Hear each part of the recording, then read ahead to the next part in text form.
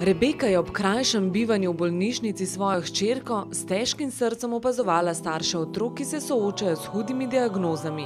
In kaj te starši doživljajo, jaz si to sploh ne znam predstavljati. Določeni starši tudi izgubijo službo in zaradi zmedenosti, neskoncentriranosti in zaradi tega, ker so non-stop v bolniški in zaradi tega, ker potem koristijo dopust. In da to so dejansko ene take stiske, da si jih ljudje sploh ne znamo predstavljati. Odločila se je, da staršem otrok obolelim za rakom pomaga preko glasbe.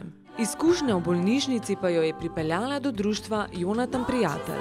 Društvo, ki pomaga staršem otrok obolelih za rakom, in tako smo potem tudi odprli telefonsko linijo na Telekomu, se pravi na Mobitelu in Debitelu, in seveda s tem pač pozivamo vse ljudi dobrega srca, da pomagajo staršem teh otrok in vtipkajo besedo Jon in to pošljajo na 1919 in s tem pač prispevajo 1 evro.